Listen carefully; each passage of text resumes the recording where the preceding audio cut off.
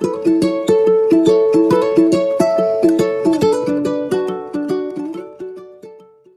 आज का टॉपिक क्या हमारा पास्ट टेंस, और पास्ट टेंस में भी टॉपिक कौन सा है, पास्ट सिंपल टेंस। कौन सा है, पास्ट सिंपल टेंस। और पास्ट सिंपल टेंस का ए पार्ट हमने पढ़ा था। क्या पढ़ा था, ए पार्ट के बारे में हमने जाना था। और ए पार्ट में हमने क्या पढ़ा था, past simple tense with motion. क्या पढ़ा था, past simple tense with motion. और आज का हमारा टॉपिक क्या है, past simple tense without motion. Without motion का सिंपल सा मतलब है नॉन एक्शन। क्या मतलब होता है विदाउट मोशन का, नॉन एक्शन, यानी जिसमें क्रिया नहीं होती है। आपने बहुत सारे सेंटेंस स्कूलों में पढ़े होंगे या कॉलेज में भी पढ़े होंगे। क्या पढ़े थे कि वह राम था, वह डॉक्टर था, वह वकील था, वह इंजीनियर था। इस प्रकार के सेंटेंस आपने पढ़े, लेकिन आपको ये नहीं पता था कि जो आपने इस प्रकार के सेंटेंस पढ़े थे ना, कि वह वकील था, वह डॉक्टर था, वह इंजीनियर था, तो इस प्रकार के सेंटेंसेस को किस टेंस में लेते हैं, इस प्रकार के सेंटेंसेस को किस टेंस के तहत बोला जाता है। लाइक अगर मैं कहूँ यहाँ पर कि मैंने सेंटेंस बोला कि वह डॉक्टर था, सेंटेंस क्या बनेगा, ही वॉज ए डॉक्टर। और आपको कहूँ कि ये टेंस कौन सा है, तो टेंस ये पास्ट सिंपल टेंस ही है, लेकिन पास्ट सिंपल टेंस में कौन सा है, विदाउट मोशन, यानी नॉन एक्शन। क्यों है नॉन एक्शन, तो यहाँ समझने की कोशिश करना नॉन एक्शन क्यों है, क्योंकि ये आपका एक सब्जेक्टिव पार्ट है। क्या पार्ट है आपका, ये आपका एक सब्जेक्टिव पार्ट है। और ये पूरा जो बना आपका, ये कौन सा पार्ट बन गया आपका, ऑब्जेक्ट। क्योंकि आपको पता है कि नाउन एक क्या होता है, एक ऑब्जेक्ट कहलाता है। ठीक है, अगर सेंटेंस के एंडिंग में आए या प्रोनाउन आए तो क्या बन जाता है आपका, ऑब्जेक्टिव पार्ट बन जाता है। तो आपको एक बात समझ में आई कि यहाँ पर जब भी हम क्या यूज़ करते हैं, वॉज या वर के बाद अगर वर्ब यूज़ करते हैं तो आईएनजी फॉर्म आती है। कौन सी फॉर्म आती है, आईएनजी। तब यहाँ पर क्रियाएं कितनी है सेंटेंस में, जल्दी बोलो, क्रियाएं कितनी है, दो क्रियाएं हैं। कितनी क्रियाएं हैं, दो क्रियाएं हैं। दो क्रियाएं, तो फर्स्ट वाली क्या बन जाती है, हेल्पिंग वर्ब, दूसरी वाली क्या बन जाती है यहाँ पर, मेन वर्ब। और कभी कभी आपने ये भी देखा होगा, क्या देखा होगा कि वॉज या वर के बाद क्या लिखा हुआ मिले आपको, मेन वर्ब की थर्ड फॉर्म। भी ऐसा भी होता है ना कभी कभी कि वॉज वर्ब के साथ क्या लिखी हुई मिले, थर्ड फॉर्म लिखी हुई मिले। देखो आपको केवल मैं आपको स्ट्रक्चर समझाने की कोशिश कर रहा हूँ कि एक बार अगर आपको स्ट्रक्चर माइंड में फिट हो गया तो फिर आगे आपको कहीं दिक्कत नहीं आएगी। कुल मिला के अगर ये स्ट्रक्चर फिट है कि वॉज वर्ब के साथ नाउन, प्रोनाउन, एडजेक्टिव, आर्टिकल आए तो टेंस कौन सा होता है, past simple tense without motion. बोलते रहो मेरे साथ ताकि मुझे लगे कि आपको समझ में आ रहा है, क्लियर है। और यदि वॉज वर्ब के साथ आईएनजी फॉर्म आए तो टेंस कौन सा होता है, पास्ट कॉन्टिन्यूस। कौन सा होता है, पास्ट कॉन्टिन्यूस। स्ट्रक्चर माइंड में रखो। और यदि वॉज वर्ब के साथ थर्ड फॉर्म आए तब क्या होता है, past simple tense with motion का पैसिव।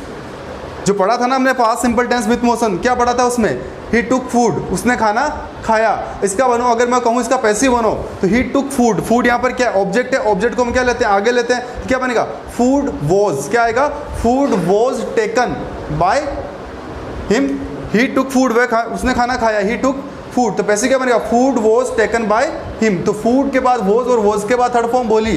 तो कुल मिला के माइंड में रखो कि वॉज वर्ब के साथ अगर थर्ड फॉर्म आए तब टेंस कौन सा होता है, past simple tense with motion का पैसिव। क्लियर है। वॉज वर्ब के साथ आईएनजी फॉर्म आए टेंस कौन सा होता है, पास्ट कॉन्टिन्यूस। और वॉज वर्ब के साथ अगर आपका आईएनजी फॉर्म भी नहीं आए और थर्ड फॉर्म भी नहीं आए तो उसके स्थान पर कौन कौन सी चीज़ें आ सकती है, वो यहाँ पर ध्यान देने की कोशिश करना और समझने की कोशिश करना कि यदि वॉज वर्ब के बाद कभी कोई नाउन मिल जाए, नाउन का मतलब होता है किसी का नेम। क्या होता है, नाउन का मतलब किसी का नेम। ठीक है, नेम चाहे कोई भी हो सकता है, प्लेस का नेम भी हो सकता है, किसी व्यक्ति का नेम भी हो सकता है, किसी इंसान या फिर किसी वस्तु का नाम भी हो सकता है। क्लियर। और यहाँ पर प्रोनाउन, प्रोनाउन कैसे आप यूज़ करते हो, माई, आवर, योर, देयर। जैसे माई मतलब मेरा, आवर मतलब हमारा, योर मतलब तुम्हारा, देयर मतलब उनका। इस तरह से हम जो वर्ड यूज़ करते हैं उसके लिए हम क्या यूज़ करते हैं, ये वॉज वर्ब के बाद क्या यूज़ कर दिया हमने, प्रोनाउन। कैसे यूज़ करते हैं वो भी एग्जांपल दूंगा मैं, केवल यहाँ पर समझने की कोशिश करो कि प्रोनाउन में क्या क्या आ सकता है। एडजेक्टिव में क्या क्या आ सकता है, जैसे आप बोलते हो ऑनेस्ट, बोलते हो ना आप, ऑनेस्ट मतलब क्या होता है, ईमानदार। आप बोलते हो ब्रेव, ब्रेव मतलब क्या होता है, बहादुर। ठीक है। आप बोलते हो क्लेवर, क्लेवर मतलब क्या होता है, चालाक। आप बोलते हो इंटेलिजेंट, इंटेलिजेंट मतलब क्या होता है, होशियार। ऐसे कुछ वर्ड जो कि विशेषता बताते हैं, क्या बताता है, किसी नाउन या प्रोनाउन की विशेषता बताया, उसे हम क्या कहते हैं, एडजेक्टिव कहते हैं। क्लियर है। अब बात कर लेते हैं आर्टिकल। तो सबको पता है कौन कौन से होते हैं, a, an and the. Determiner, determiner हम क्या यूज़ करेंगे, हियर एंड देयर। क्या यूज़ करेंगे, हियर एंड देयर। इसे हिंदी में कहते हैं संकेतवाचक शब्द। क्या बोलते हैं, संकेतवाचक। हियर मतलब क्या होता है, यहाँ। देर मतलब क्या होता है, वहाँ। पहले समझने की कोशिश करो, बाद में लिख लेना, टाइम दूंगा मैं आपको। ये यूज़ कर रहे हैं इन, फिर ऑन, फिर इनटू, जो वर्ड यूज़ करते हैं इन मतलब अंदर, ऑन मतलब किसी चीज़ के ऊपर, पर, ठीक है। तो ऐसे कुछ वर्ड जो हम यूज़ करते हैं, इन, ऑन, इनटू, अंडर, बिलो, ये सारे वर्ड क्या होते हैं? प्रीपोजिशन। कंजंक्शन बात कर लेते हैं। कंजंक्शन कौन सा होता है आपके? एक यूज़ करते हो एंड, यूज़ करते हो बट, या फिर यूज़ करते हो इधर और, या क्या यूज़ करते हो? नीदर नोर। तो एंड मतलब क्या होता है? और। बट में हिंदी में क्या होता है? लेकिन। इधर और का मतलब होता है या तो या फिर, या तो या फिर। कैसे यूज़ होगा अभी बता दूंगा मैं आपको। और नीदर नोर का मतलब क्या होता है? ना तो ना ही। तो यहाँ समझने की कोशिश करना कि क्यों हमने इसे एक past simple tense without motion नाम दिया है, क्यों हमने इसे विदाउट मोशन नाम दिया है। तो यहाँ समझने की कोशिश करना। आपने पढ़ा है कि वॉज वर्ब हमेशा क्या काम करती है? हेल्पिंग वर्ब का काम करती है। भैया तो पढ़ा है ना आपने, वॉज वर्ब क्या काम करती है? हेल्पिंग वर्ब का। कब काम करती है? जब उसके बाद क्या यूज़ हो?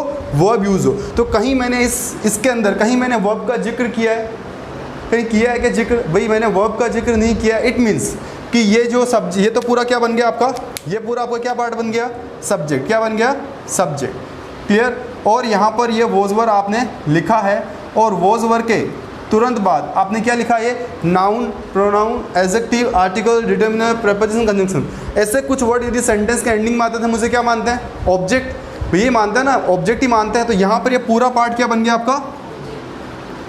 एक ऑब्जेक्ट बन गया। ये सब्जेक्ट हो गया, ये वॉज वर्ब हो गया, और ये वॉज वर्ब के बाद आपने क्या यूज़ कर दिया? यहाँ पर ऑब्जेक्ट यूज़ कर दिया। तो यहाँ पर बताओ मुझे, ये सब्जेक्ट है, ये ऑब्जेक्ट है। सेंटेंस में क्रिया कितनी है? सेंटेंस में एक ही क्रिया यूज़ हुई है। और याद रखो वॉज वर्ब कौन से फॉर्म में पड़ती है? Second form. तो ये हो गया सब्जेक्ट, ये होगी सेकंड फॉर्म, ये ऑब्जेक्ट। तो सब्जेक्ट प्लस मेन वर्ब की सेकंड फॉर्म प्लस ऑब्जेक्ट, किसका रूल होता है? सब्जेक्ट प्लस मेन वर्ब की सेकंड फॉर्म प्लस ऑब्जेक्ट, किसका रूल होता है? पास्ट सिंपल टेंस का। पढ़ा था हमने लास्ट क्लास में। क्या पढ़ा था? कि सब्जेक्ट जब भी आए और सब्जेक्ट के बाद क्या हो? मेन वर्ब की सेकंड फॉर्म प्लस ऑब्जेक्ट, तब रूल कौन सा होता है? Past simple tense. लेकिन याद ये रखना है कि अगर आपको सेकंड फॉर्म में अगर वॉज वर्ब लिखी हुई मिले, उसके बाद अगर ऑब्जेक्ट लिखा हुआ मिले, तो इस प्रकार के वाक्यों को हम क्या कहते हैं? Past simple tense without motion. इसका रीज़न क्या है कि हम इसे विदाउट मोशन कह रहे हैं, नॉन एक्शन कह रहे हैं? इसका रीज़न ये है कि इस प्रकार के वाक्यों में किसी भी प्रकार की क्रिया नहीं होती है। लाइक मैंने अगर सेंटेंस लिया एक नाउन का एग्जाम्पल, क्या लिया मैंने सेंटेंस? He was Rahul. क्या बोला मैंने सेंटेंस? He was Rahul. तो सेंटेंस को अच्छे से समझने की कोशिश करना। ही यहाँ पर क्या आपका? सब्जेक्ट है, ठीक है। राहुल जो आपने नाम यूज़ किया, ये क्या बन गया आपका? नाउन बन गया। और वॉज यहाँ पर इकलौती क्रिया है। इकलौती क्रिया है, कौन सी फॉर्म में पड़ेगी? सेकंड फॉर्म में। देखो वॉज यहाँ पर इकलौती क्रिया होने के कारण सेकंड फॉर्म में तो पढ़ रही है, लेकिन दिक्कत ये है कि वॉज या वर अगर सेंटेंस में इकलौती क्रिया के रूप में पहचानी जाती है, तो वो वाक्य में किसी भी प्रकार की क्रिया का संचार नहीं दिखाती। क्रिया का संचार मतलब उसमें मोशन नहीं होता है। और अगर सेंटेंस में अगर मोशन हुआ ही नहीं, तो उसे हम नाम क्या देंगे? Without motion. और इस प्रकार के वाक्य अगर आपको लिखे हुए मिले, आपको स्कूलों में पढ़ाया गया था कि सब्जेक्ट अगर ऑब्जेक्ट पर कार्य नहीं करे तो उसका पैसिव नहीं बनता है। तो यहाँ पर मैं आपको सीधा सा फंडा बता रहा हूँ कि यदि वॉज वर्ब के बाद आपको नाउन मिल जाए, क्या मिल जाए? प्रैक्टिस तो करनी होगी। धीरे धीरे जैसे जैसे आप प्रैक्टिस करते जाओगे ना, चीज़ें आपके लिए आसान होती रहेगी। Because reason behind it, practice makes a man perfect and more practice more gain. आप जितनी प्रैक्टिस करते जाओगे उतना आपका जो इंग्लिश के अंदर जो है वर्ड्स है उसमें निखार आता जाएगा, वो आपके बढ़ते जाएंगे। यानी आपको सेंटेंसेस ज़्यादा रखने की ज़रूरत नहीं पड़ेगी। तो सिंपल सा फंडा, आज जाके इसे समझने की कोशिश करना कि वॉज या वर्ब के बाद अगर आपने यूज़ कर लिया, क्या यूज़ कर लिया? बोलते हो मेरे साथ, क्या यूज़ कर लिया? नाउन। क्या यूज़ कर लिया? Pronoun, adjective, article, determiner, preposition, conjunction. अब आप इसके एग्जाम्पल की या फिर इनके वर्ड के बारे में मत सोचो कि और वर्ड कौन से होंगे। भाई जितने मिले उनके ऊपर एक बार प्रैक्टिस स्टार्ट करो। मैं आपको बता दिया, किसी का नाम, चाहे नाम हो इंसान का हो, चाहे किसी एनिमल का हो, चाहे किसी वस्तु का हो, तो आपको कुल मिला किसी का नाम आ रहा, किसके बाद? वॉज या वर्ब के बाद। तो टेंस कौन सा होगा आपका? Past simple tense without motion. तो स्कूलों में ये बताया गया था कि सब्जेक्ट अगर ऑब्जेक्ट पर कार्य नहीं करे तो उस प्रकार के सेंटेंस क्या नहीं बनते? पैसिव नहीं बनते। तो मैं आपको सिंपल सा फंडा बता रहा हूँ कि यहाँ पर अगर वॉज वर्ब के बाद आपको नाउन मिल जाए, प्रोनाउन मिल जाए, adjective, article, determiner, preposition, conjunction, ऐसे कुछ वर्ड अगर वॉज वर्ब के बाद लिखे हुए, वॉज वर्ब के तुरंत बाद लिखे हुए मिलने चाहिए। ये नहीं कि वॉज वर्ब के बाद आईएनजी फॉर्म आ रही है उसके बाद लिखे हुए हैं, तो फिर ये रूल फॉलो नहीं होगा। वॉज वर्ब के तुरंत बाद, जैसे मैंने यहाँ पर वॉज के बाद क्या यूज़ किया? डायरेक्टली क्या यूज़ किया? एक नाउन यूज़ किया। क्लियर? तो यहाँ पर वॉज के बाद अगर मैं नाउन यूज़ कर दिया और ये सब्जेक्ट हो गया, कौन सी फॉर्म में पड़ेगी? सेकंड फॉर्म में। ये सेकंड फॉर्म में पढ़ तो रही है लेकिन वाक्य में किसी भी प्रकार की क्रिया का संचार नहीं दिखा रही। और क्रिया का संचार नहीं दिखा रही है तो आपको याद क्या रखना है? एक लाइन याद रखनी है कि past simple tense without motion वाक्यों के पैसिव नहीं बनते।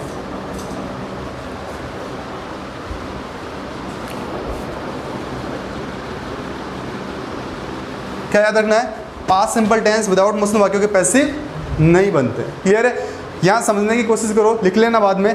तो यहाँ आपको एक बात समझ में आई कि अगर वॉज वर्ब के बाद अगर हमने क्या यूज़ कर लिया, नाउन यूज़ कर लिया, अगर प्रोनाउन यूज़ कर लिया, तो इस प्रकार के वाक्यों के क्या नहीं बनते, पैसिव नहीं बनते।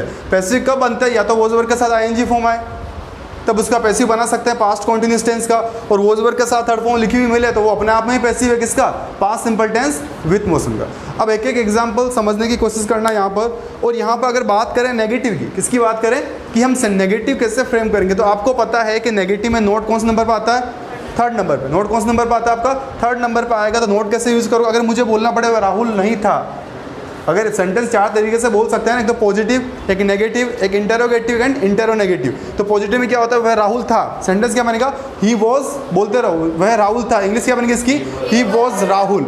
अगर वह राहुल नहीं था, इंग्लिश क्या बनेगी इसकी, ही वॉज नॉट राहुल। क्या बनेगा, ही वॉज नॉट राहुल। तो आपको नोट कहाँ यूज़ करना है, वॉज वर्ब के तुरंत बाद। अगर मुझे बोलना पड़े क्या वह राहुल था, क्या वह राहुल था, आपको पता है वर्ब एक ही है, उसको हम उठा के आगे हमेशा ले जाते हैं, तो क्या बनेगा, वॉज ही। क्या बनेगा, वॉज ही राहुल। भाई वर्ब एक ही है तो हमें इसे ले जाना पड़ेगा, दूसरी कोई वर्ब तो है नहीं आगे, तो हमें क्या करना पड़ेगा, क्या वह राहुल था, क्या बनेगा, वॉज ही राहुल। और क्या वह राहुल नहीं था, क्या बनेगा, वॉज ही नॉट राहुल।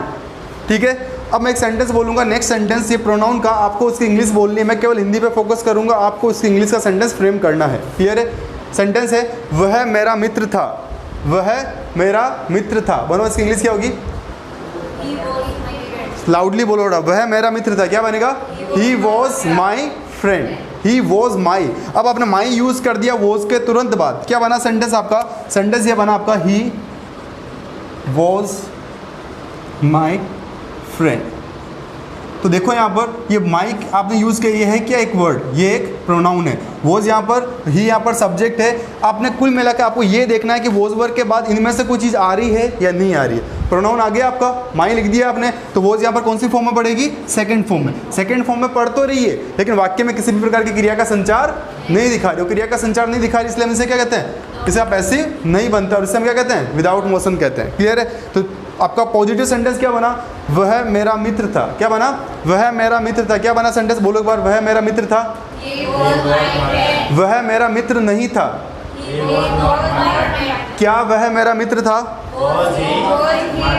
और क्या वह मेरा मित्र नहीं था, was he not my friend. और अगर अब इससे आपको प्रेजेंट में ले जाना पड़े तो कुछ नहीं करना है, केवल रूल में क्या करना है आपको, वॉज वर्ब की जगह पर क्या बोलना है, इज एम आर बोलना है। अगर मुझे बोलना पड़े वह राहुल है, जो जैसा कि मैंने आपको पढ़ाया था present simple tense without motion में, क्या पढ़ाया था, वह राहुल है, तो क्या बोला था आपने, ही इज़ राहुल। और वह मेरा मित्र है तो ही इज़ माई फ्रेंड। कुल मिला के ये बात आपको ध्यान देनी है। अब बात कर लेते हैं किसके साथ आप वॉज यूज़ करोगे और किसके साथ वर यूज़ करोगे। तो यहाँ ध्यान देना, जब आपका सब्जेक्ट में क्या हो, आई हो, ही हो, सी हो, इट हो, या फिर सिंगल नेम, आई के साथ भी वॉज यूज़ करते हैं, माइंड में रख लेना, किसके साथ, आई वॉज। ठीक है, और ही सी इट और सिंगल नेम के साथ हम किसका यूज़ करते हैं, वॉज का यूज़ करते हैं। जब आपका सब्जेक्ट क्या हो, वी हो, यू हो, दे, या फिर प्लूरल नाउन, तब हम किसका यूज़ करते हैं, वर का यूज़ करते हैं। क्या माइंड में आया कि जब भी हम ही सी इट या फिर आई के साथ यूज़ करना हो तो किसका यूज़ करेंगे, वॉज का यूज़ करेंगे। जब हमें यूज़ करना हो वी, यू, दे वे प्लूरल नाउन, तो किसका यूज़ करेंगे, वर का यूज़ करेंगे। ठीक है, अब यहाँ पर ध्यान दो, एक सेंटेंस वो ले लेते हैं किसका, एडजेक्टिव का। एडजेक्टिव मतलब क्या होता है, विशेषण, जो किसी की संज्ञा सर्वनाम की क्या बताता है, विशेषता बताता है। तो सेंटेंस है यहाँ पर, राम ईमानदार था।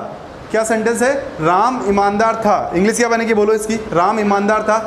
क्या बनेगा, जल्दी बोलो, क्या बनेगा, राम वॉज ऑनेस्ट। देख लो यहाँ पर सेंटेंस क्या है, क्या बना, राम वॉज ऑनेस्ट। तो दोबारा बोलो सेंटेंस, राम ईमानदार था, राम ईमानदार नहीं था, राम वॉज नॉट। बहुत सारे अभी आवाज़ आ रही है, राम नोट, राम नोट नहीं, क्या बोलोगे, राम वॉज नॉट ऑनेस्ट।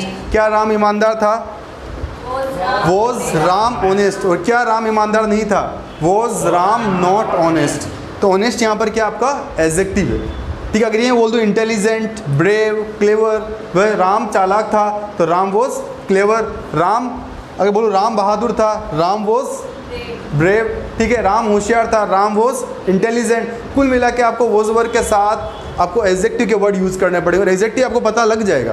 जैसे जैसे आप प्रैक्टिस करोगे, ब्रेव आपको पता लग रहा है, ब्रेव क्या दिखा रहा है, बहादुर यानी विशेषता बता रहा है। ऑनेस्ट मतलब ईमानदार क्या बता रहा है, किसी की विशेषता बता रहा है। अब बात कर लेते हैं नेक्स्ट सेंटेंस आपको आर्टिकल। आर्टिकल कैसे यूज़ करोगे, जैसे मैंने बोला यहाँ पर सेंटेंस कि वह एक विद्यार्थी था, वह एक विद्यार्थी था, तो सेंटेंस क्या बनेगा, ही वॉज ए स्टूडेंट। ए क्यों यूज़ किया, क्योंकि एक ही विद्यार्थी की बात हो रही है, मैंने ए यूज़ कर दिया। तो वॉज के बाद अगर मैंने ए यूज़ कर दिया, ए मतलब क्या यूज़ कर दिया, आर्टिकल यूज़ कर दिया, तो टेंस कौन सा होगा आपका, past simple tense without motion.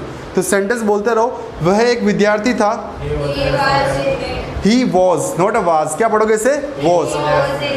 बोलो ही वॉज ए स्टूडेंट, वह विद्यार्थी नहीं था, क्या वह विद्यार्थी था, क्या वह विद्यार्थी नहीं था, was he not a student. Clear हो रहा है आपको। अब एक और देखते हैं सेंटेंस डिटरमिनर का। सेंटेंस है वे वहाँ थे, वे वहाँ थे, क्या बनेगा, दे के साथ ये आएगा, वॉज आएगा या वर आएगा, क्या बोलोगे इसे, वर, दे वर दे। ये वर है ना, वर वधु वाला वर, वो वाला वर ही यूज़ करना, वेयर मत पढ़ना इसको। वेयर होती है WHERE, वेयर मतलब होता है कहाँ, इसको वर ही बोलना। क्या बोलोगे, वे वहाँ थे, क्या बनेगा सेंटेंस, वे वहाँ थे, वे वहाँ नहीं थे, क्या वे वहाँ थे, क्या वे वहाँ नहीं थे। क्लियर है। तो सेंटेंस को इसी तरीके से घर पे अगर आप बोलने की प्रैक्टिस करोगे ना, तो स्पोकन अपने आप ही धीरे धीरे आपका बिल्डअप होना स्टार्ट हो जाएगा। आप बोलते हो कि स्पोकन बिल्डअप नहीं होता, क्यों नहीं होता, क्योंकि आप सेंटेंस बोलने की प्रैक्टिस करते ही नहीं हो। तो प्रैक्टिस करोगे डेफिनेटली चीज़ें आसान होगी। अब बात करते हैं प्रेपोजिशन। कैसे कि अगर मुझे बोलना पड़े कि वह घर पर था, क्या बोला मैंने, वह घर पर था, तो अपने यूज़ करते हैं, हम यूज़ करते हैं, क्या यूज़ करते हैं, एट का यूज़ करते हैं। सेंटेंस क्या बना, ही वॉज एट होम, क्या बोला मैंने, ही वॉज एट होम।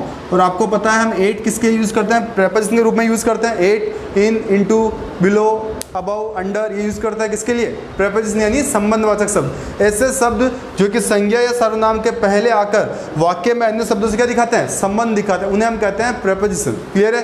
ये समझा दूंगा टॉपिक में आपको, जिसने नहीं समझा पहले यहाँ ध्यान दो।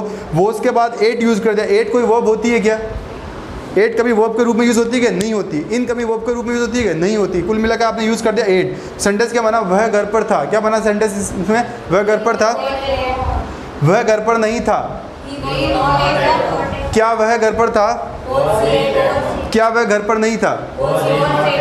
तो कुल मिला के आपको सेंटेंस बोलने की प्रैक्टिस करनी। अगर आपको ऐसा बोलना पड़े वह घर पर है, तो कुल मिला के यहाँ पर क्या यूज़ करना, इज यूज़ करना।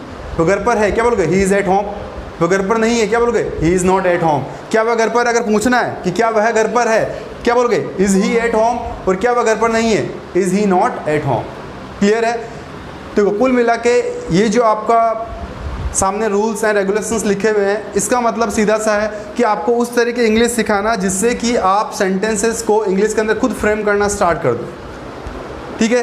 वो सेंटेंस कब फ्रेम होंगे, जब आपको ये चीज़ें ब्रीफली पढ़ने को मिलेगी। अगर आपको इन रूल्स के बारे में पहले पता नहीं था तो आपको दिक्कत हो रही थी कैसे हम इसका पॉजिटिव फ्रेम करें, कैसे नेगेटिव फ्रेम करें, लेकिन ये चीज़ें बहुत आसान थी।